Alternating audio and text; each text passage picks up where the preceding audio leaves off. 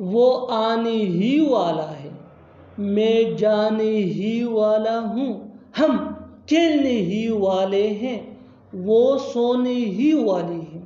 इन जुमलों के लिए ये स्ट्रक्चर यूज होता है। सब्जेक्ट प्लस हेल्पिंग वर्ब, जिसको ऑक्सिलरी वर्ब भी कहा जाता है, ये टेंस या सब्जेक्ट के मुताबिक होता है, plus just two plus V1 यानी first form of verb plus other words. अच्छी तरह समझने के लिए कुछ मिसालें देखते हैं। वो आने ही वाला है यानी वो पहुंचने ही वाला है। He is just to come, he is just to come. He ये सब्जेक्ट प्रोनाउन है जो थर्ड पर्सन के लिए यूज होता है, विच मीन वो, और ये मेल के लिए यूज होता है। एज ये हेल्पिंग वर्ब है और ये ही शी के साथ यूज होता है।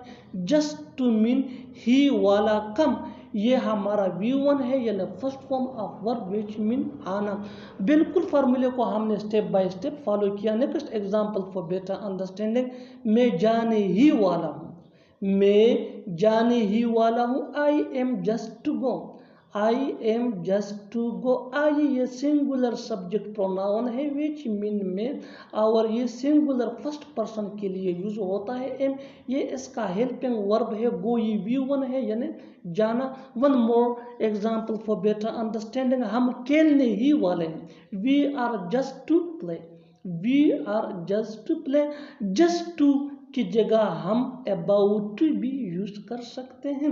We are just to play, we ये हमारा सब्जेक्ट प्रोनाउन है जो प्लूरल फर्स्ट पर्सन के लिए यूज होता है, विच मीन हम। आर ये इसका हेल्पिंग वर्ब है, ये वी के साथ यूज होता है। प्ले ये V1 है यानी first form of verb which mean खेलना।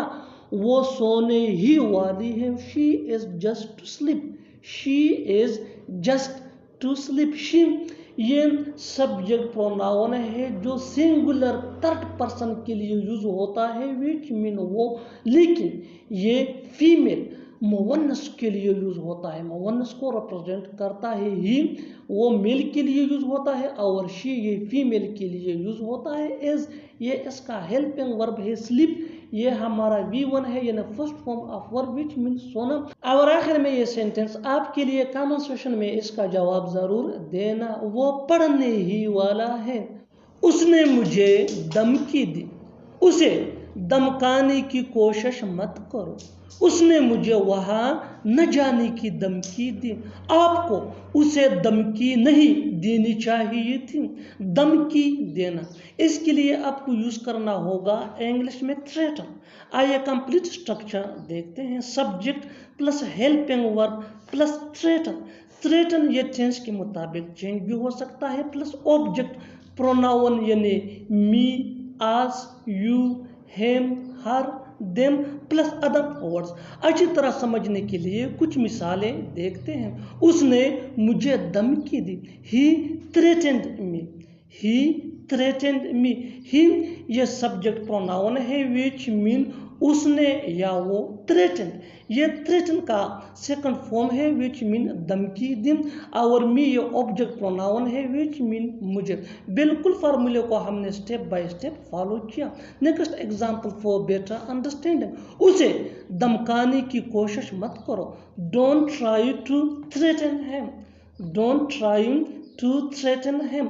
डोंट ट्राई मीन कोशिश मत करना, थ्रेटन धमकी, हिम ये ऑब्जेक्ट प्रोनाउन है विच मीन उसे।